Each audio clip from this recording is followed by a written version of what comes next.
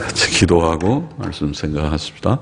하나님 아버지 감사합니다. 벌써 일기가 쌀쌀해진 때에 오늘도 사랑하는 심령들을 주의 사랑 가운데서 부르시고 복을 주셔서 주 예수 그리스도의 이름으로 또 예배당에 모여 하나님을 섬기며 예배하며 찬송가를 부르며 기도하며 또 성경책을 읽게 하시니 감사드립니다. 이 세상 사는 동안 우리에게 교훈으로 우리를 인도하시고 후에는 영광으로 우리를 영접하시는 주님 감사합니다. 오늘도 우리는 믿음이 적은 자들이고 무지한 자들이고 무감각한 자들이지만은 하나님께서 은혜를 주셔서 하나님을 인정하며 하나님의 이름을 찾으며 부르며 고백하게 하셨사오니 이제도 주의 영 진리의 영께서 우리 가운데 계심을 믿사오니 우리 개인의 심령 가운데 두세 사람이 주의 이름으로 모인 곳에 주의 영이 친히 함께 계셔서 역사하심을 믿사오니 말씀하여 주시고 말씀케 하여 주시고 말씀을 듣고 받게 하여 주시고 말씀이 우리에게 유익한 교훈이 되게 하여 주시기를 소원합니다. 감사하며 예수님의 이름으로 기도하옵나이다. 아멘. 아멘. 자, 1절 말씀 보십시다. 너는 청년의 때 곧 곤고한 날이 이르기 전 나는 아무 낙이 없다고 할 해가 가깝기 전에 너의 창조자를 기억하라. 자, 전도서 12장 1절 말씀 1절 2절까지입니까? 1절 말씀이죠. 해와 빛과 달과 별들이 어둡기 전에 비 뒤에 구름이 다시 일어나기 전에 그리하라. 그런 날에는 집을 지키는 자들이 떨 것이며 힘 있는 자들이 구부러질 것이며 맷돌질하는 자들이 적음으로 그칠 것이며 창들로 내어다보는 자가 어두워질 것이며 길거리 문들이 닫혀질 것이며 맷돌 소리가 적어질 것이며 새의 소리를 인하여 일어날 것이며 음악하는 여자들은 다 쇠하여질 것이며 아주 흥미로운 그런 표현입니다.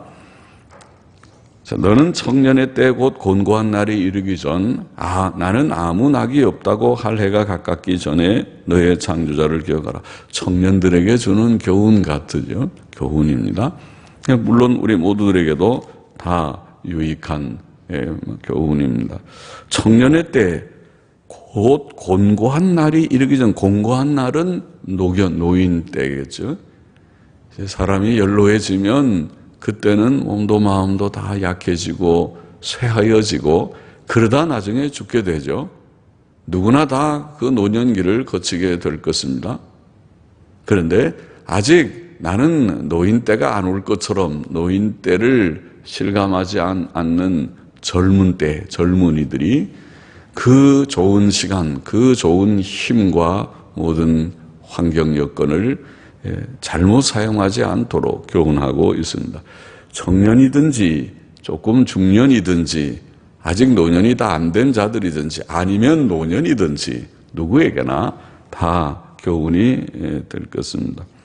곤고한 날이 이르기 전 나는 아무 낙이 없다고 할 해가 나는 이제 참 낙이 하나도 없다고 말하기 전에 그러한 해가 그런 정말 노년의 때가 오기 전에 너의 창조자를 기억하라. 창조자 하나님을 잊지 말고 기억하고 잘 섬기는 일을 하는 것이 그것이 보람된 가치 있는 삶이 될 것이다. 그렇지 않으면 후회스러운 그런 삶이 된다고 하는 것이죠.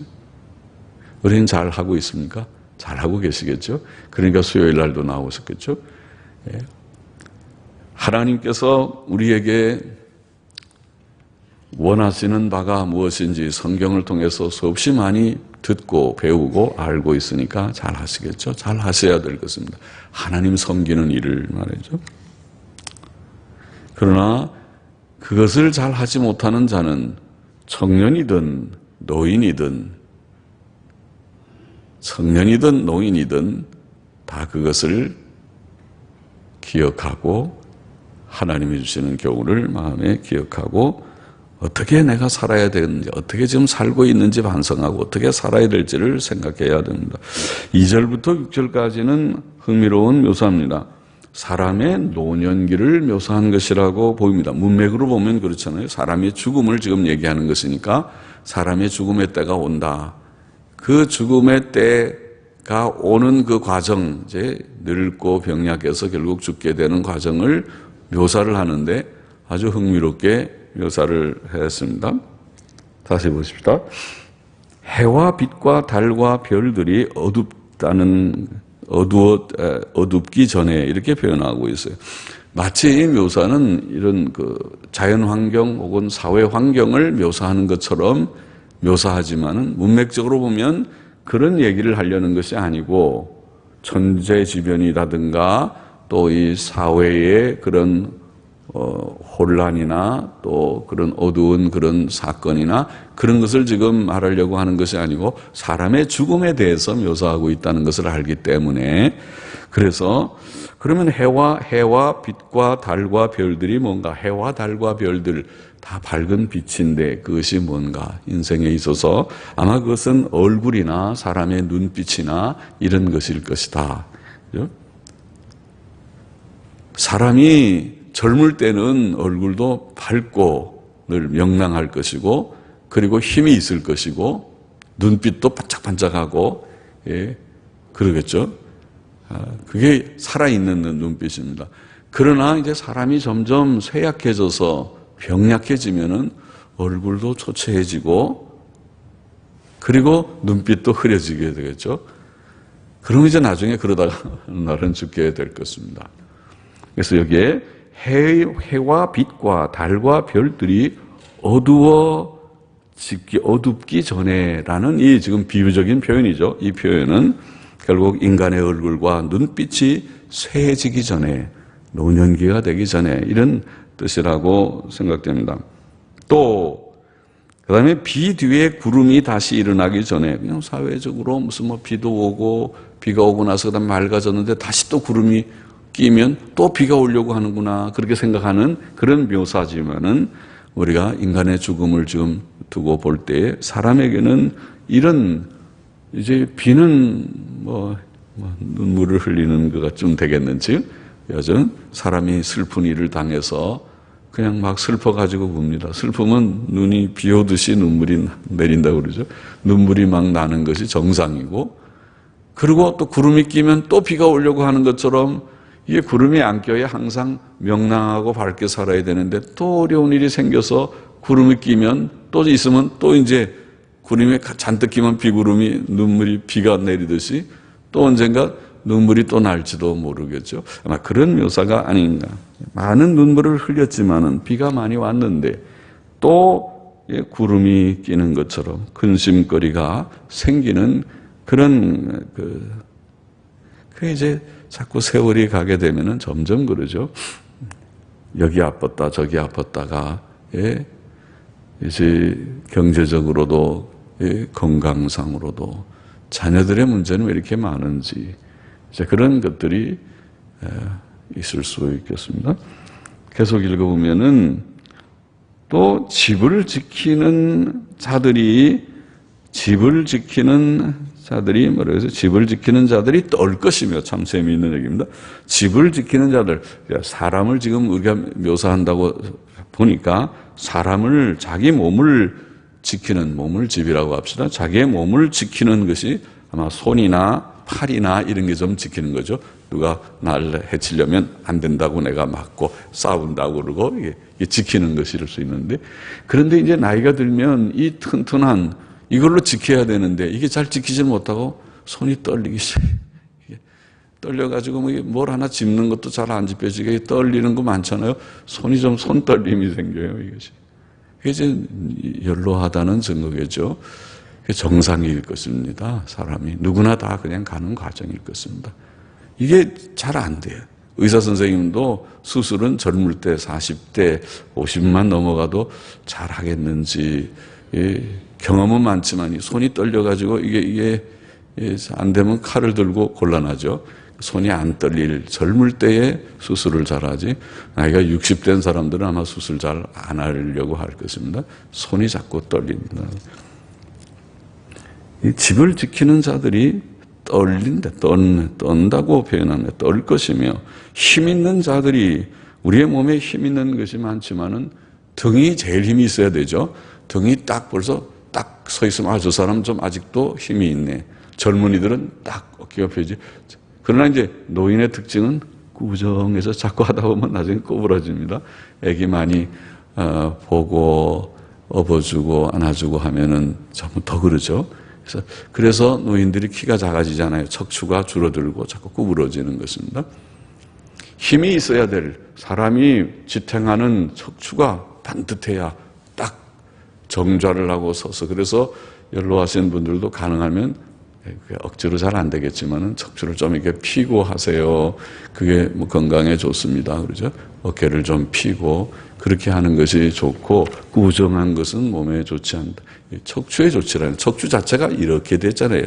척추 자체가 모양이 이렇지 일자가 아닙니다. 척추는 이렇게 돼야 된다는 거예요. 그러니까 이게 좀 배가 약간 나오게 이렇게 되는 것이, 그게 사실은 정상인 것 같아요. 그래서 척추가 튼튼해야 되는데 등이 이게 약해져서 구부러지고, 또 무릎도 딱 펴서 무릎이 힘이 가서 딱 해야 바로 서는데 무릎이 점점 구부러집니다. 그래서 무릎 관절염이 많습니다. 나이가 들면.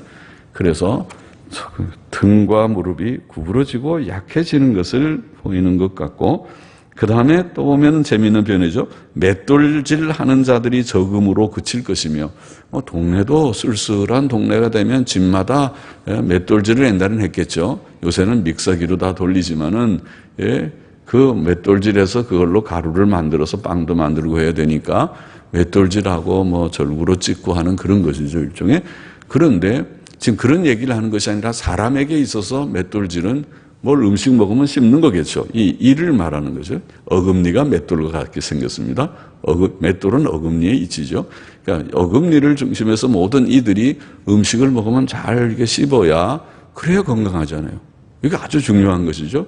많이 씹으면은 침이 나와서 자연히 그것이 소화액이기 때문에 그렇게 씹어서 삼키면은 소화에는 걱정이 없이 잘 소화가 되지만은, 그러지 않고 그냥 후루룩 먹으면은 소화에 불량이 생깁니다. 소화가 잘 되질 않게 돼 있어요. 이치가 그렇습니다. 그냥 위의 소화액으로 소화하는 것이 아니라 침샘에서 나오는 소화액이 아주 중요하다고 하지 않습니까? 그러니까 씹어야 되고 오래 씹고 거기에 침이 좀 나와야 좋다는 것이죠. 그러나 맷돌질이 이가 좋지 않습니다. 이가 많이 빠졌습니다. 어금니까지 빠져버렸습니다. 틀니를 했습니다. 이제 그래서 틀니는 좀 낫긴 하지만은 이가 좋지 않아가지고 맷돌질하는 것이 이제는 적어졌다. 맷돌질하는 자들이 적음으로 그칠 것이며, 창들로 내어다보는 자가 어두워질 것이며, 창들로 내다보는 것은 눈이겠죠. 눈을 보는데, 이 눈이 참 중요한데, 눈을 안 보인다 생각하면은, 저도 어떤 데는 막 공부를 하다가 책 보고 막 그러다가, 아이고 내가 이 하나님께서 아직도 그래도 이렇게 안경은 끼긴 했지만은 눈으로 보게 하시니까 감사한데, 내가 만일 눈이 침침해갖고 어느 날, 녹내장이 무서운 것이죠. 백내장은 그냥 이렇게 한꺼풀 거두면 되지만은 녹내장이 걸리면은 회복이 안 되죠. 아직은 녹내장은 치료를 못 하니까. 그래서 이제 정기적으로 안과 한 번씩 검진을 하고, 녹내장 진단이 생기면 즉시 처리를 해서 더 이상 진행이 안 되게 하는 것이 그 지혜로운 것이겠죠. 그런데 이제 그렇게 눈이 만일 안 보여서 실명이 되면 얼마나 답답할까. 난 성경도 못 보고 이제 듣기만 해야 되고, 책도 못 보고, 책을 쓸 수도 없고, 컴퓨터도 치지도 못하고, 그러면 안 되는데. 그래서 이제 또 그런 이제 갑자기 그런 생각이 드니까 하나님께 기도하기를, 하나님 죽을 때까지 눈이 그래도 시력이 있어서 책도 보고 또 글도 좀 쓰고 그렇게 할 수 있게 지켜주세요. 그런 기도를 한 적이 근래에 있었어요. 그래서 눈이 참 중요하지 않습니까? 모든 게 다 중요하지만은 눈도 중요하다는 거죠. 그래서 눈이 어둡고 침침해지면 안 되겠는데, 그렇게 창들로 내다보는 자가 어두워질 것이다. 눈이 어두워서 바깥이 잘 안 보입니다. 자기 내면적인 그런 눈 감고 생각하는 것만 있는 그런 상태가 되어진다는 거죠. 그 다음에 길거리 문들이 닫혀질 것이며, 길거리 문이, 우리는 여기 몸에 문들이 많지만은 길거리 문이 아마 제일 중요한 문이 입으로 말하는 이 입이 문입니다. 이것이 입으로 말을 하거나 또 귀도 듣는 문, 이건 말하는 문이고 듣는 문입니다. 말소리가 잘 들려야 되고, 안 들려도 답답한 노릇이고, 또 들리긴 하는데 이게 말을 표현했는데 이게 말이 잘 표현이 안 돼가지고 이게 좀 고장이 나면, 예? 어떤 사람은 목이 후두가 고장이 나가지고 말하려고 하니까 이렇게 소리가 잘 안 나오면 얼마나 답답하겠어요. 하나님 그 입이 좀 탁 트여가지고 말이 동글동글하게 잘 굴러가게 그렇게 되면은 좋겠습니다. 그런 생각이 들잖아요. 그렇게처럼 말도 이게 표현하는 것이 참 필요하고 듣는 것도 필요해요. 문이 닫혀버리면은 안 되겠습니다. 또 이게 재미있는 표현이었습니다. 새의 길거리의 문들이 닫혀질 것이며 맷돌 소리가 적어질 것이며, 그 다음에 제가 거꾸로 했네요. 새의 소리를 인하여 일어날 것이며, 새의 소리, 새가 보통 언제 소리를 내며 짹짹짹 하고 합니까? 낮에도 하지만은 이 새들이 부지런하더라고요. 우리 여기 조그만 뜰이지만은 나무가 몇 그루 있어서 그런지 놀러 오는 새들이 있어요. 비둘기도 산비둘기 같은 비둘기가 종종 혼자 놀러 와요. 그래서 얘 너 왜 혼자 왔냐? 그러면은 내 말을 가만히 들어요. 어디 안 날아가고. 이 친구 안 데리고 왜 혼자 오늘도 또 왔네? 그러면 이제 혼자서 가만히 쳐다보고 이러고, 거기서 먹을 것도 없는 것 같은데 거기 밑에서 꾹꾹대고 먹고 그러고 있어요. 간혹 놀러 와요. 그래서 비둘기 한 마리가 오고, 참새들은 왜 이렇게 많이 오는지. 그런데 아침 일찍이 와서는 어떻게 짹짹짹 되는지, 그래서 쟤네들은 새벽 기도도 안 하는데 저렇게 일찍 날라와가지고 짹짹대고 아침부터 그런다. 그렇게 되는데, 그런데 이제 보통 노인들이 잠이 적으니까 일찍 일어나잖아요. 참새가 짹짹대던 소리를 이 나이든 젊은이들은 몰라요. 푹 자느라고 늦게 자고 늦게 일어나라고 아직도 깊은 잠에 빠져 있는 시간이지만은, 그러나 노인들은 벌써 짹짹 소리와 더불어 일어납니다. 아이고 벌써 새들이 왔네. 보통 새벽이 된 모양이다. 그리고 잠이 일찍 깬단 말이죠.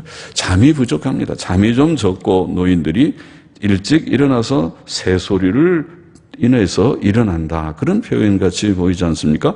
또 음악하는 여자들은 다 쇠하여질 것이며, 음악하는 여자가 뭘까? 목소리겠죠.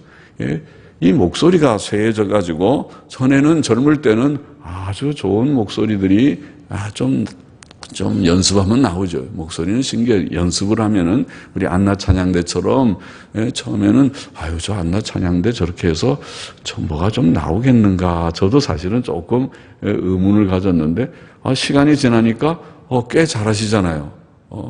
내일일은 난 몰라요. 지난주에 오후에 그렇게 하니까 저거 오래전에 안희숙 선생님 책에 나오는 죽으면 죽으리다. 생각나는 그 가사인데 저게 어떻게 또 나온다. 참 새롭고 또 잘 들었는데요.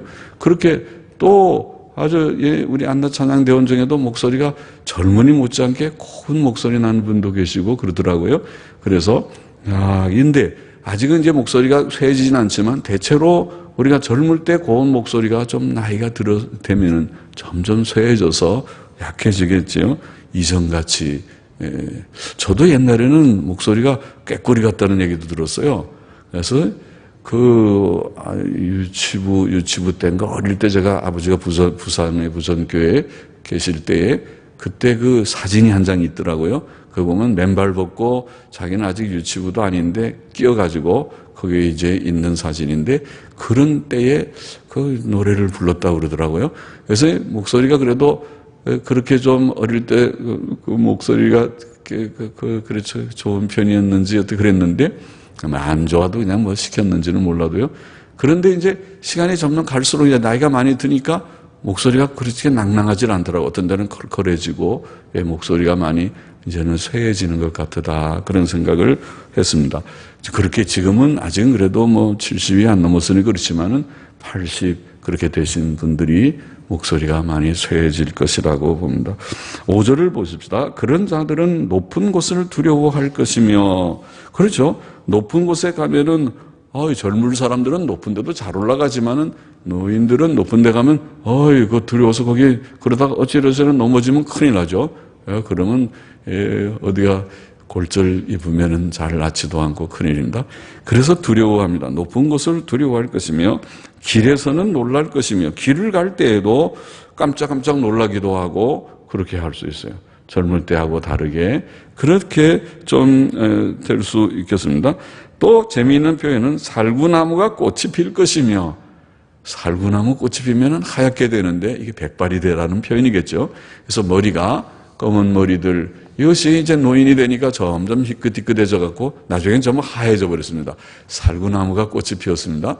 그렇게 아주 백발이 된다는 그런 표현이 아닌가 싶고요. 또 메뚜기도 짐이 될 것이며, 메뚜기는 쬐끄만 건데 무슨 메뚜기가 짐입니까? 큰 거 소 한 마리를 들라고 그러면 못 들겠지만은 그게 메뚜기가 짐이 될 리가 없는데, 그 말은 작은 것이라도 조그만 것이라도 좀 짐이 된다는 그런 일같이 보입니다. 작은 일도 힘들어하는 것을 말하는 것이 아닌가 싶고, 그 다음에 원욕이 그치니, 원욕이라는 말은 욕심, 욕망 이런 것입니다. 그래서 먹는 욕구나 이런 욕구가 나이가 들면은 그 욕구가 이제 점점 쇠해지겠죠. 젊을 때는 먹는 것도 아주 그냥 금방 잘 먹고 그런 젊을 때와 다르게 나이가 들면 점점 이제 줄어들게 될 것입니다. 그래서 원욕이 그치리니, 그렇게 줄어들다가 이제 그것이 다 쇠하여지게 될 것이다.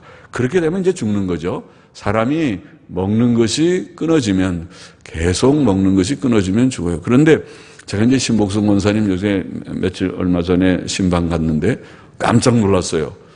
신복성 권사님이 지금 100살이 넘으셨는데, 그런데 이제 깼는데 제가 가보니까 이제 사람은 잘 알아보지 못하시는데 깨어서 그래도 신방 왔다고 제 아드님이 앉혀놨어요. 앉혀놨는데 그 이제 예배 드리고 나서 이제 저한테 이렇게 간식 좀 주신다고 이렇게 조금 주시는 거를 한번 우리 어머니 드시는 거 보시겠어요? 그러고 이제 드리더라고요.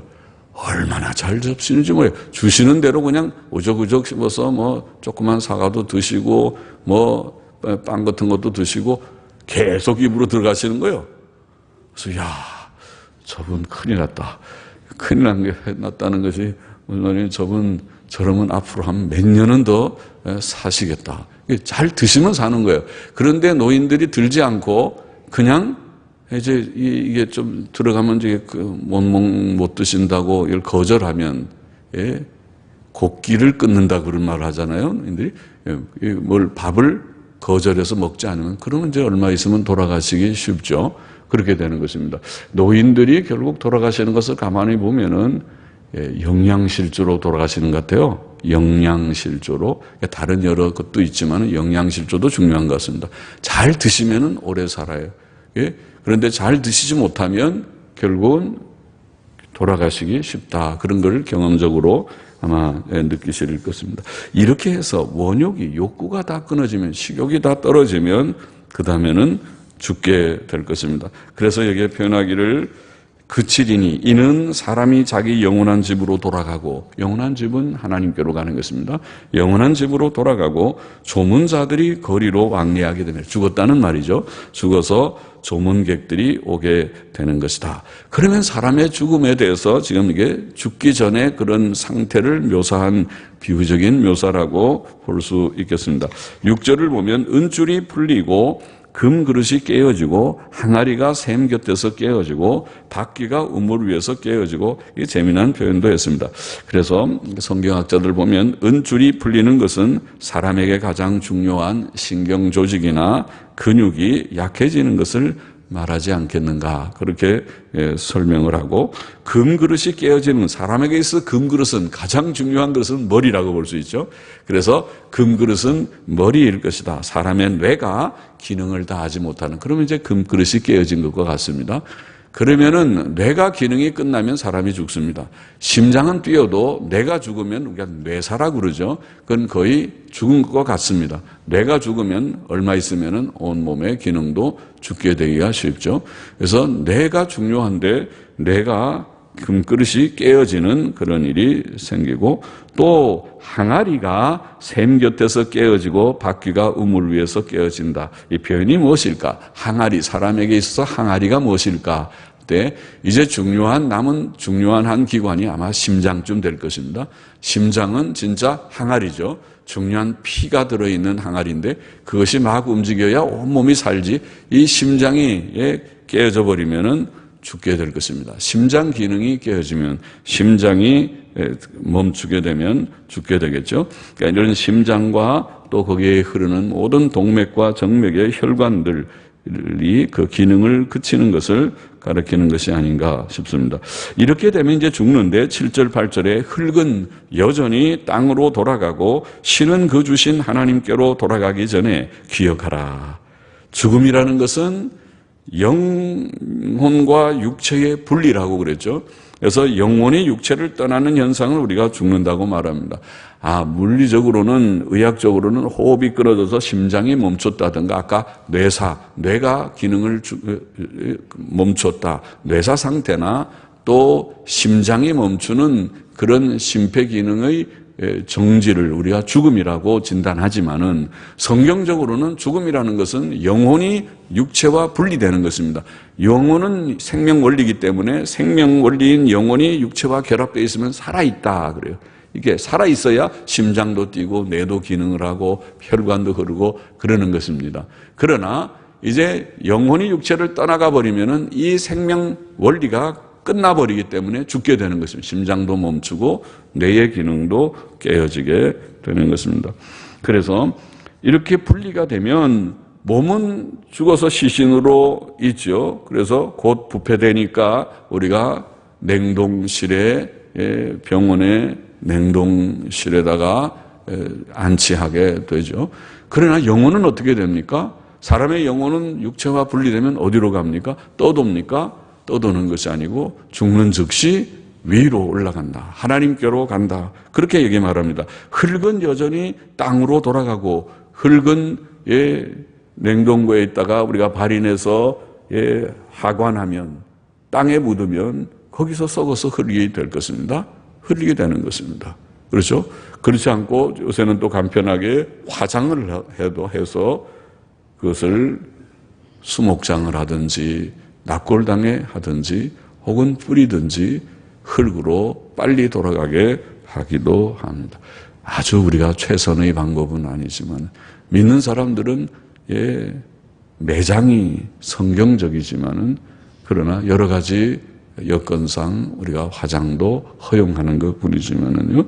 그래서 신은 그 주신 하나님께로 돌아가, 영혼이 하나님께로 돌아가서 심판을 받습니다. 의인의 영혼은 천국으로, 악인의 영혼은 지옥으로 일단 들어가서 영혼이 들어가는, 아직은 중간기 상태지만 최종적으로 부활해서 우리가 인간이 심판을 받는 것은, 지옥 불못은 영육이 함께 가는 영원한 불못이고, 천국도 영육의 부활체로서 영생을 누리는 것이, 그것이 최종 상태지만은 아직 그 최종 부활의 때가 아니기 때문에 중간기 상태라고 하는 영혼만 아직은 천국에서 안식을 누리고, 그리고 악인의 영혼은 지옥에서 고통을 당한다는 것이 성경이 보이고 있는 죽음 후에 아직 부활 이전까지 상태의 중간기 상태의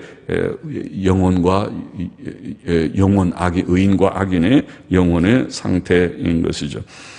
이렇게 지금 여기 얘기하면서 흙은 여전히 땅으로 돌아가고 신은 그 주신 하나님께로, 영혼은 불멸해서 없어지는 것이 아니고 하나님께로 돌아가서 심판을 받게 될 것인데, 돌아가기 전에 기억하라. 무엇을? 창조주 하나님을 바로 섬기는 것을 기억하라. 올라가 심판받으면 내가 하나님을 알았느냐, 하나님 섬겼느냐, 아니면은 땅에 헛된 우상을 섬겼느냐, 혹은 돈이나 사랑했느냐, 하나님의 계명을 지켰느냐, 거룩하게 선하게 의롭게 살았느냐, 아니면 죄만 짓고 온 것은 아니냐, 판단을 받을 것이니 그런 거죠.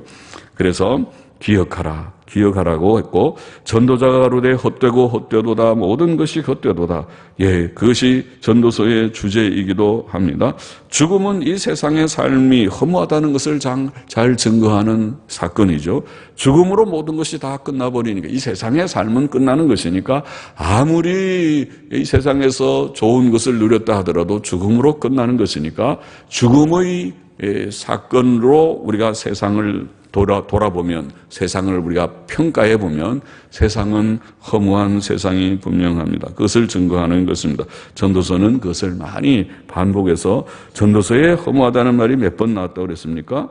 전도서에 헛되다, 헤벨이라고, 히브리 말은 헤벨이라는 말이 38번 나왔습니까? 38번이나 헤벨이라는 말이 나와 있습니다.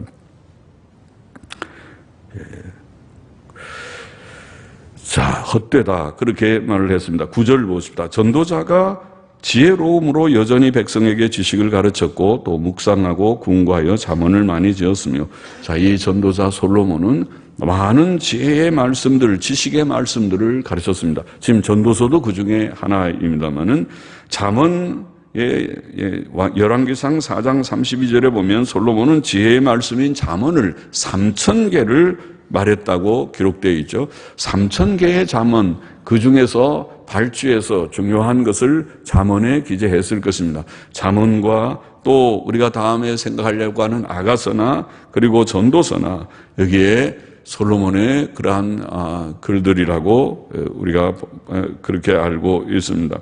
이 지혜와 지식의 말씀을 많이 가르쳤고 또 기록한 것입니다.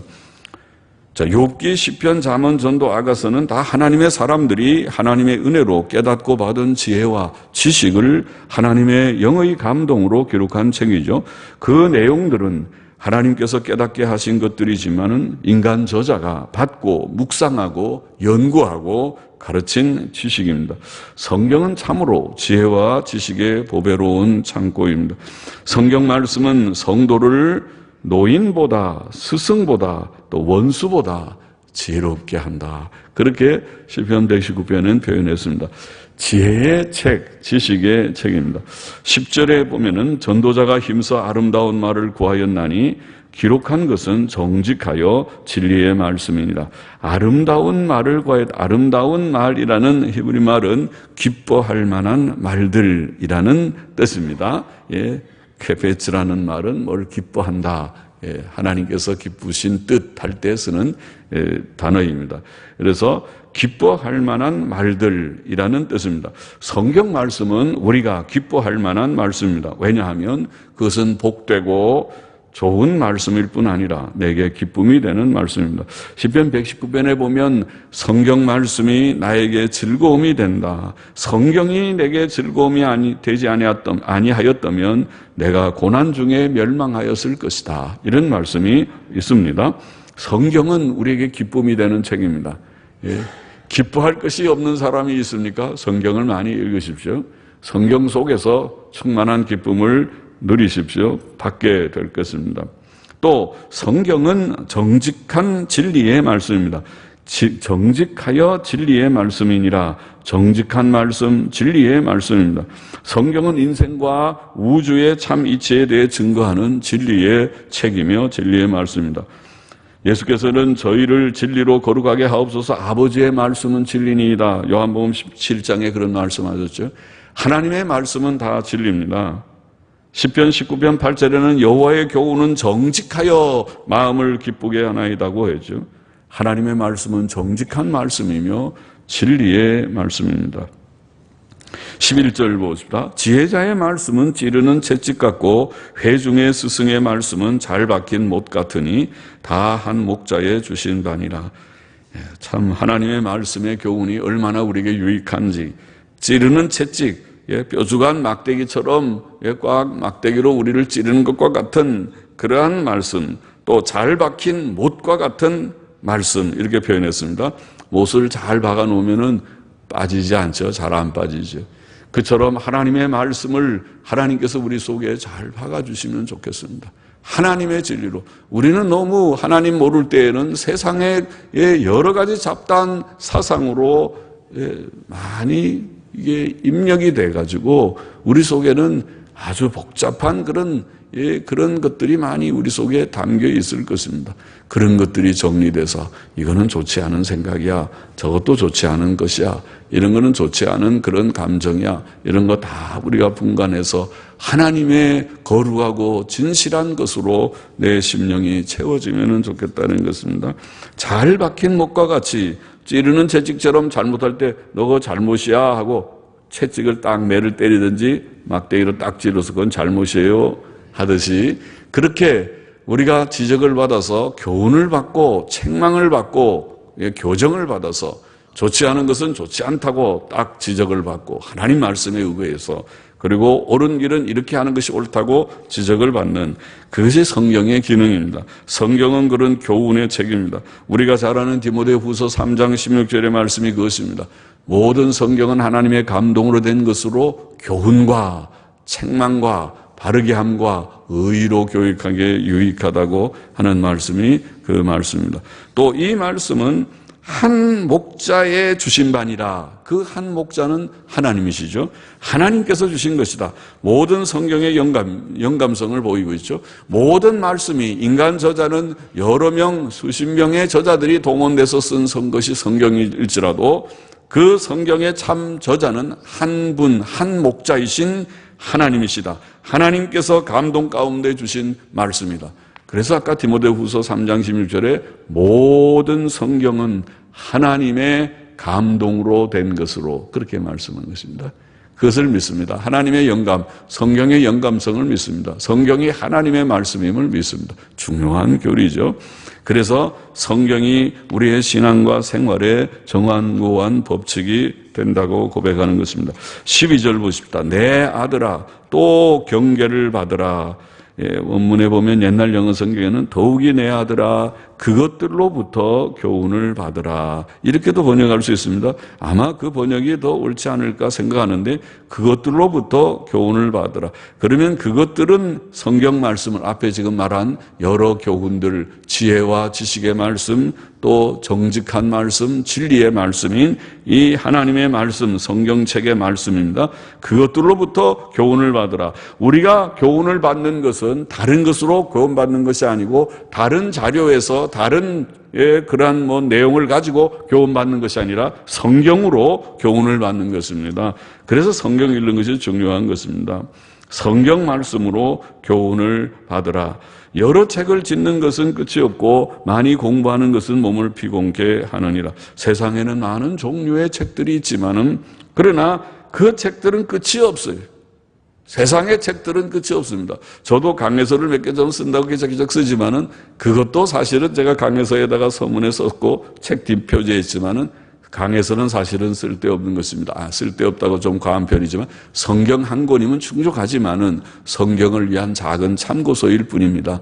이것이 중요한 것이 아니라 성경이 중요합니다. 성경 말씀을 좀 더 밝히기 위해서 조금 설명이 이것이 도움이 된다면 유익한 그 정도입니다. 그렇게 썼어요. 성경밖에 없습니다. 오직 그 한 책이 우리에게는 중요합니다. 그래서 성경을 읽어야 된다는 것입니다. 성경을 읽지 않는 사람은 참으로 안타깝고 어리석은 그런 사람이라고 할 수 있습니다. 이 세상에 그 무엇과도 비교할 수 없는 하나님의 말씀인 이 귀한 책을 우리가 귀히 깨닫고 여기고 그 말씀을 가까이 해야 되겠습니다. 13절 보십시다. 일의 결국을 다 들었으니 하나님을 경외하고 그 명령을 지킬지어다. 이것이 사람의 본분이니라. 일의 결국은 전도서에서 말한 대로 세상의 모든 일들, 해 아래서 하는 모든 일들이 다 헛되며 인간의 모든 수고와 즐거움도 그러하다는 것을 전도서가 말씀했는데, 그것을 이제 다 결론적으로 다 들었으니, 그러면 이제 결론적으로 어떻게 하라는 것인가? 이 허무한 세상에서 인간의 본분, 사람의 본분이 무엇인가 결론을 내릴 때가 온 것입니다. 그래서 일의 결국을 다 들었으니 결론을 말하기를 하나님을 경외하고 그 명령을 지킬지어다. 따라해 봅시다. 다 잘 아는 말씀이지만 하나님을 경외하고 그 명령을 지킬지어다. 그게 요점이라고 그랬어요. 일의 결국을 다 들었으니 하나님을 경외하고 하나님을 두려워하는 마음 가운데서 하나님의 명령을 힘써 지키는 그것이 사람의 본분이니라. 그렇게 말씀한 것입니다. 그렇게 해야 된다.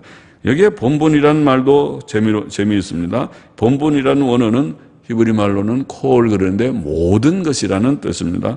그래서 이것이 사람이 행해야 할 모든 것이다. 혹은 모든 본분이다. 해야 할 모든 것이다.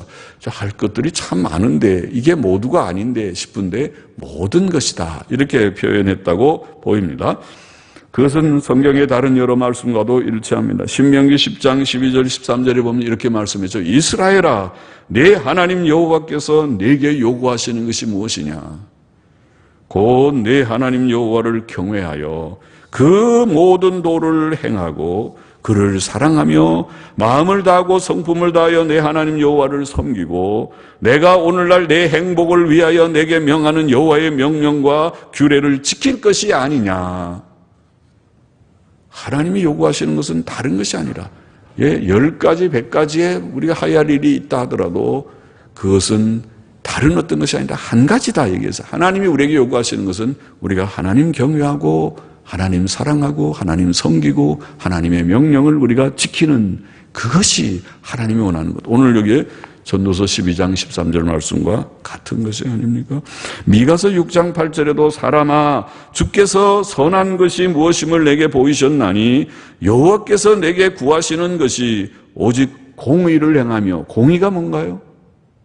공의가 계명을 지키는 게 공의잖아요. 그건 계명 지키란 말이죠. 공의를 행하며 인자를 사랑하며 인자가 뭔가요? 사랑이잖아요. 그죠? 선한 것이죠. 착한 거. 그것이 계명의 내용이 사랑이라고 하지 않습니까? 하나님 사랑, 이웃 사랑.